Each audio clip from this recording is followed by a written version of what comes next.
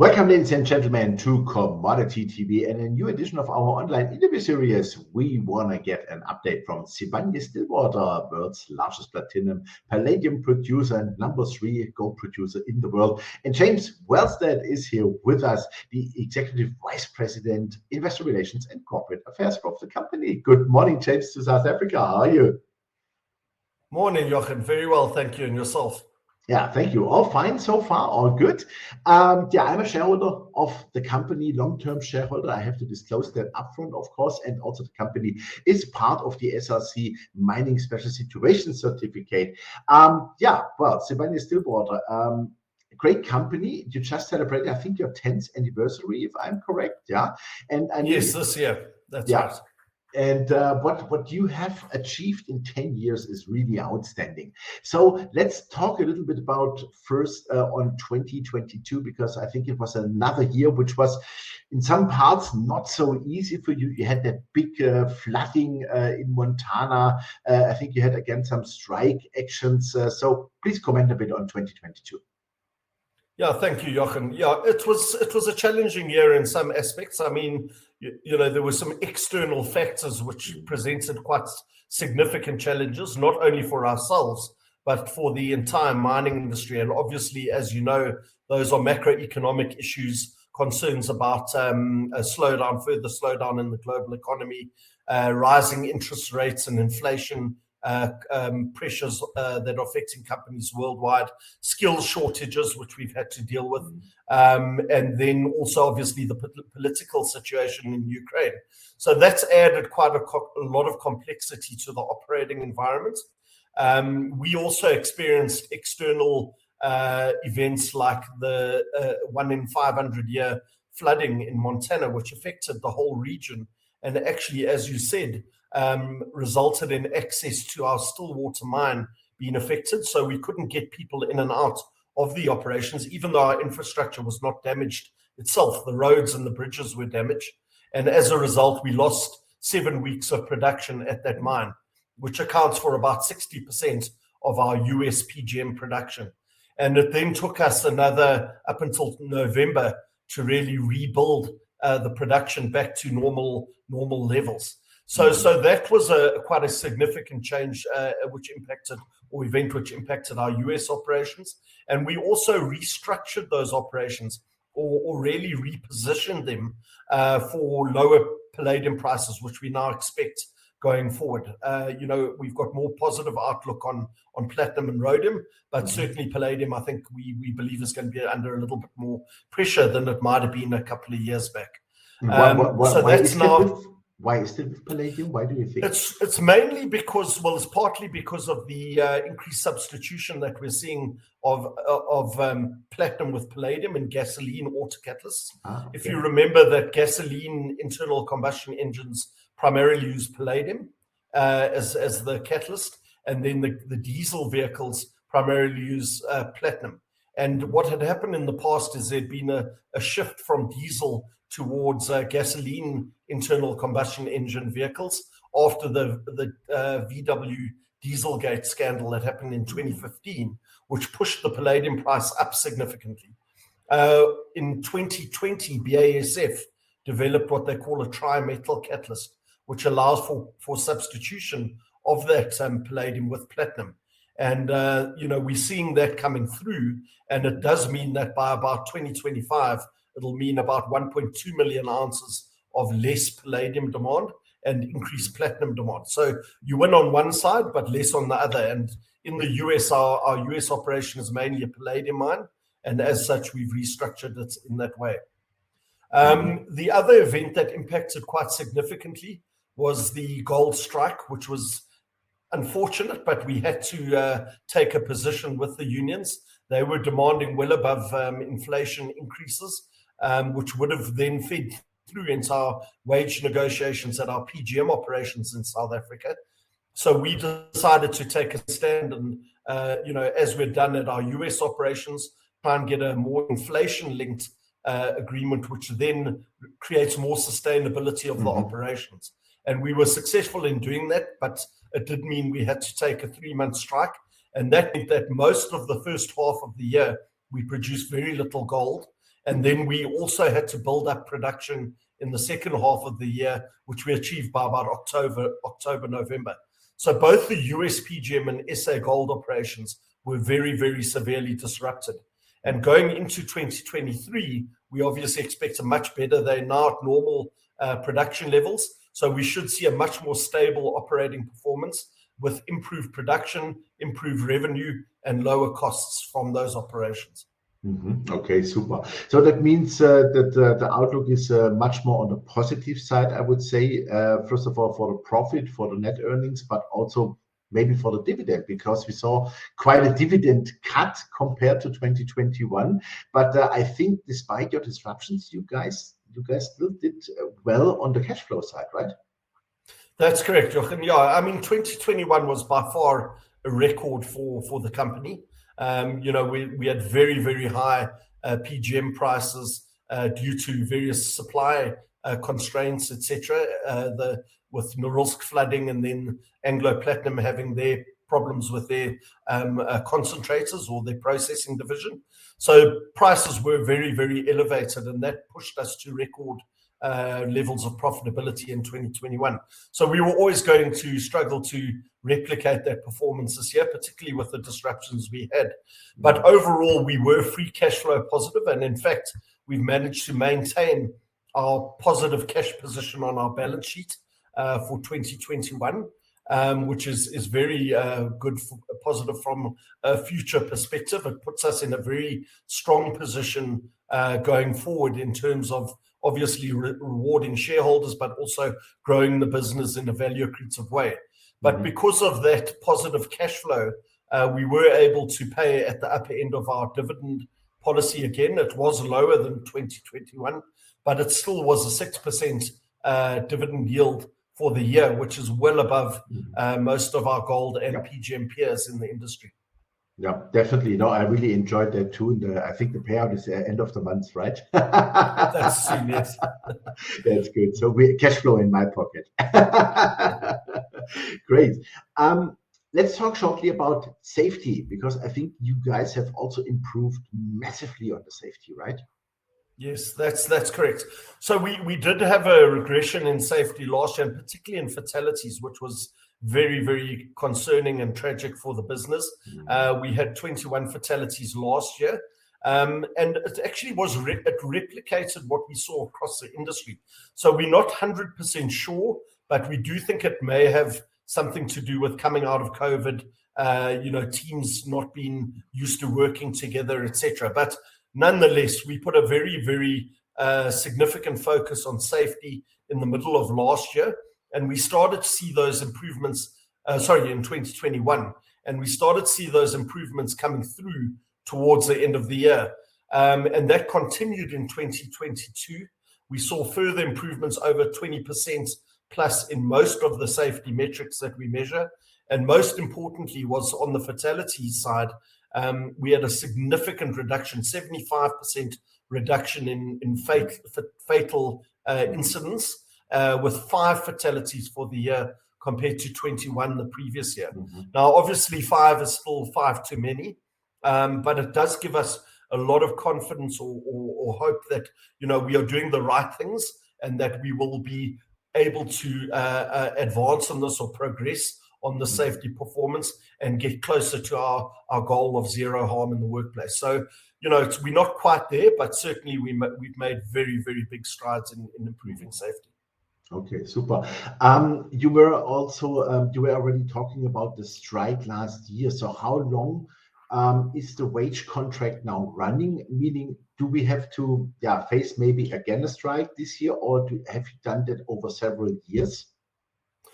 Yeah, so we've got one negotiation this year at our Kroondal operation, at the PGM operations. But I think given that, and again, as I said, the gold strike was a precursor to our PGM wage negotiations last year.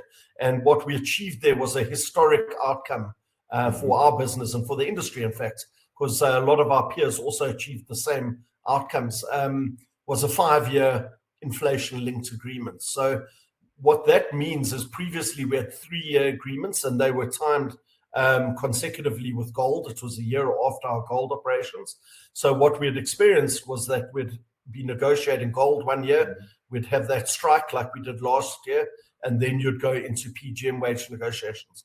And that causes a lot of uncertainty and disruption in the business. Now we've locked in 5 years inflation linked. We know what the cost impact is going to be each year, and it buys us essentially 5 years of relative peace and stability at those operations, which is going to be incredibly important for positioning going forward, because these are the biggest profit generators in our business.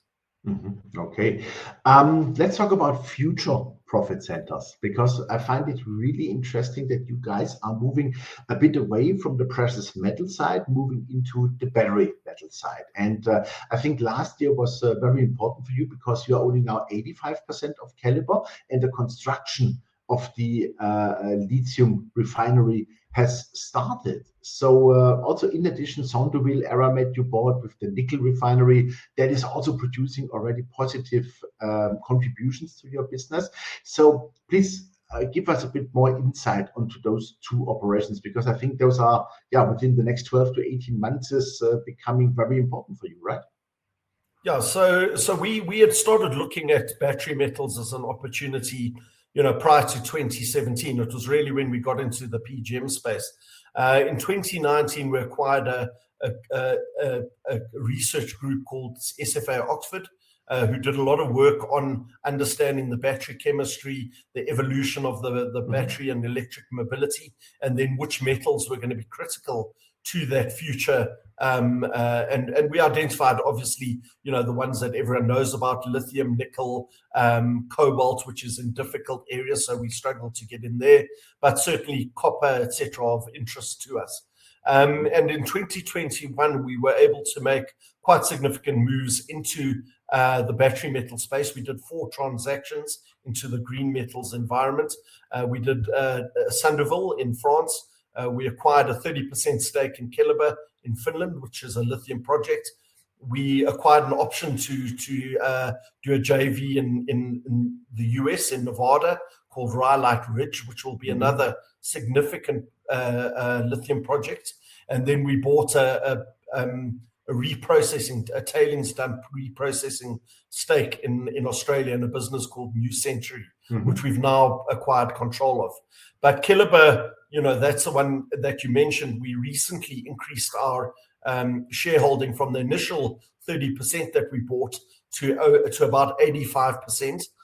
We reduced the number of minority shareholders from 114 to 10, and that allowed us now to then progress with that project. So we got permitting for the refinery, the lithium hydroxide refinery, which we have the board's approved the project, and we started the construction of that refinery in Kokkola in Finland, which is very, very close to the European ports and is of strategic significance. And then we've recently received a permit for the concentrator and the second mine that we will be developing to feed that refinery. So we're busy with that process, but it's very exciting. It means that we should be producing our own lithium hydroxide, delivering into the European environment by about 2025, 2026, about 15,000 tons of lithium. And certainly, as you say, I mean, if the lithium prices stay where they are, or even at the kind of prices that we've seen in the last 2 years, these are going to be very, very positive contributions to our profit over the next 5 to 10 years. What cost per ton do you expect approximately? Listen, we use much more conservative prices. When we bought the first 30% stake in Keliber, the lithium price was about $13,000 per ton.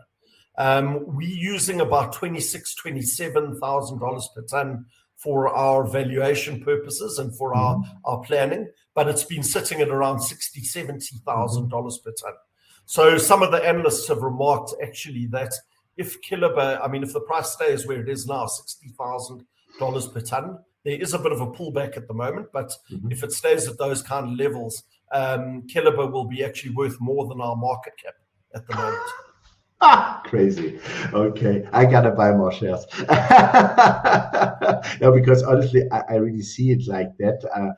I think it's a healthy correction in the lithium market because it was overheated, definitely.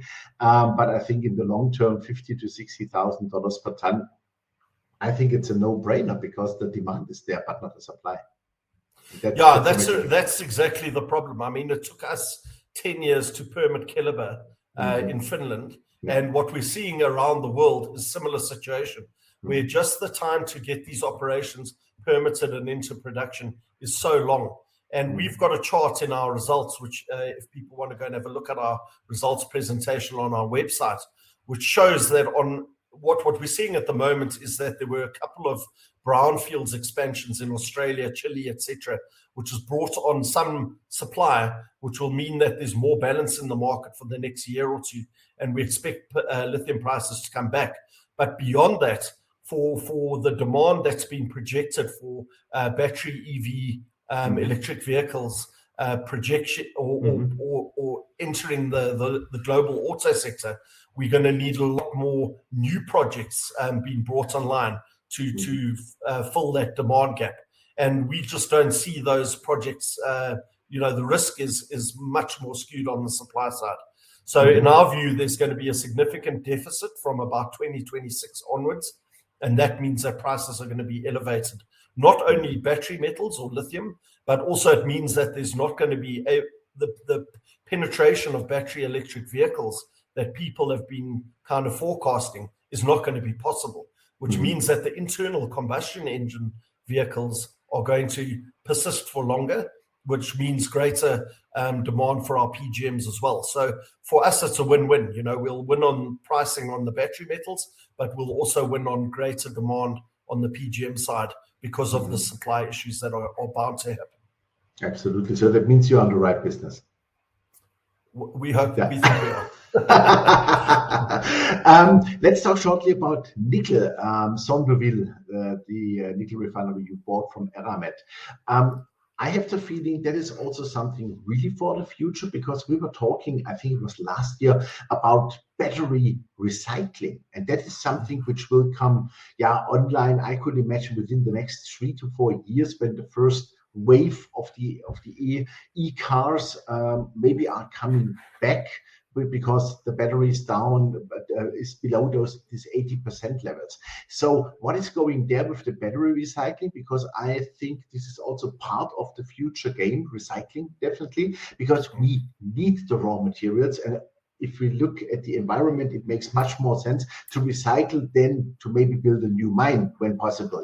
So I think I have the feeling your thinking is really correct. On the one hand, you have a mining business, but also you have a recycling business, like with the other catalysts you have already. So how is it going with the battery recycling, and how is it going with the nickel refinery itself? Because I saw in your balance sheet, it's really contributing now. And I could imagine you want to grow the business. It contributed in the first half of the year, but unfortunately, second half of the year with the higher input prices, the gas prices were a lot higher, and we had some disruptions at our plant. Remember, we acquired it from Eramet in February last year, so we've been integrating the business. We do have to spend a bit more capital because it's been an unloved asset in Eramet for some years. So what we are trying to do at the moment is get the existing facility back to profitability and on a sustainable basis, and that will take a year or two to get there. But in the meantime, we're also looking at the feasibility of a PGM recycling business at that facility, and then also, as you said, first of all, battery metal refinery to produce nickel sulfate for the growing battery metal industry in Europe, and particularly France. We've aligned with Verkor, for instance, which is going to be building the first gigafactory in France. And the idea is to try and align our product with what their demand is going to be, with the chemistry that they're going to be building their batteries with.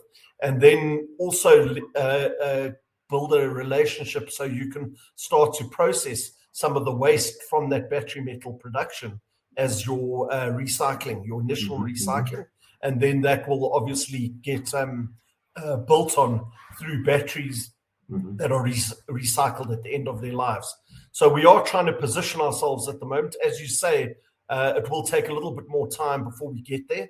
We've got to do the studies, but certainly the next 3 to 4 years, we'd expect to have some very positive moves in terms of that. Okay, super. So we were talking now about precious metals, battery metals, but I think one metal we missed so far. I saw an interview with Pierre Lassonde. He has the same opinion as I have. Copper $7 per pound. Yeah, so I found it really interesting because I had the feeling I'm the only one seeing that. But if Pierre Lassonde sees it the same way, it looks like that I'm on the right path. But the thing is, to me, is copper something you would maybe pursue in the future a bit more harder and let's say put more the focus on? Is that something you could imagine? No, copper is certainly of interest to us. It's a much more competitive industry or sector than what we've already moved into. You've got a lot of big players, a lot of the big diversified players already involved in the copper market, as you know. But as you know, they've also had some issues in South America with some of the copper mines, existing mines, and the expansions.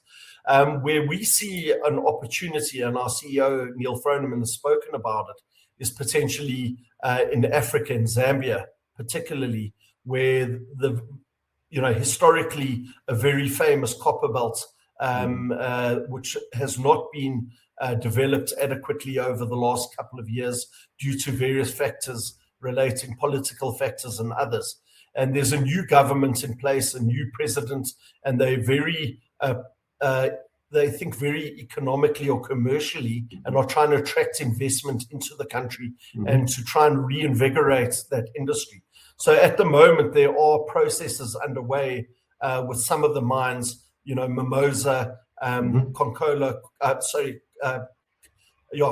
Casey or Konkola copper mines, which was a Vedanta mine, etc., which are now being looked at again.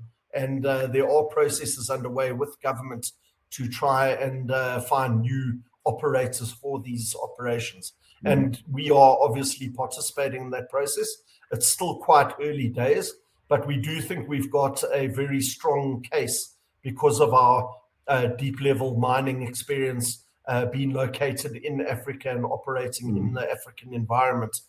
We think that we can make a very good partner for the Zambian government in those operations. Okay, super. Wow, sounds like a good game plan. Okay, for the end, very interesting for us shareholders is, of course, if you expect higher profits this year, how are we going to benefit? Higher dividend, share buyback? Listen, our dividend is obviously very important to us. We want to maintain a leading dividend. We do see, unless there's a significant collapse in the precious metals prices, which we don't foresee at all. And also we've got the benefit, obviously, of the rand in South Africa that does tend to weaken when the dollar is strong. So it does offset those kind of movements in gold and PGM prices. So we're actually still experiencing 50% plus adjusted EBITDA margins at our SA PGM operations. And as I said, with our gold operations, we were 50% down in terms of production last year. That will recover back to normal, or it has recovered back to normal levels. The US PGM operations will be back at normal levels again in 2023. So we're expecting a much stronger performance this year. And with current prices, we should see quite a strong recovery in our earnings as well. And that would support a higher dividend and cash flows. Now, obviously, further returns to shareholders, I think the board will have to consider at the time, depending on the prevailing environment, the economic outlook, political environment. But certainly it's something that we have committed to, is to continue to return value to all stakeholders. Super. All right, James, thank you very much for the 25-minute update. Fantastic. Definitely I will consider to buy some more shares. That is for sure, because I think you guys are in the right businesses and you are expanding into the right metals. I really like that. And I wish you all the best. Thank you very much and hope to see you soon. Thank you. Thanks, Thank Jochen. you. Yeah, ladies and gentlemen, there was James Wellsted, the Executive Vice President, Investor Relations and Corporate Affairs of Sibanye-Stillwater. You heard it last year. It was a challenging year with the super flooding in Montana on their PGM production there, but also they had this big strike, and but they solved everything in a very, very fine way. Now they have a 5-year wage agreement, which makes it really, which makes it calculable for the foreseeing future here. That is on the one hand fantastic. On the other hand, I really like the expansion into the battery metals, especially with Keliber, with Sandouville, but also with the Ioneer project in the US. And yeah, those things are really look very, very promising. And I could also imagine, like James said, higher margins for this year, better the prices stay hopefully at least stable, maybe move higher, but also improving margins. And that means higher dividend and maybe some share buybacks. We will see. Definitely the stock price is too low. You should really check on Sibanye-Stillwater. Thanks for watching us, and bye-bye from Switzerland.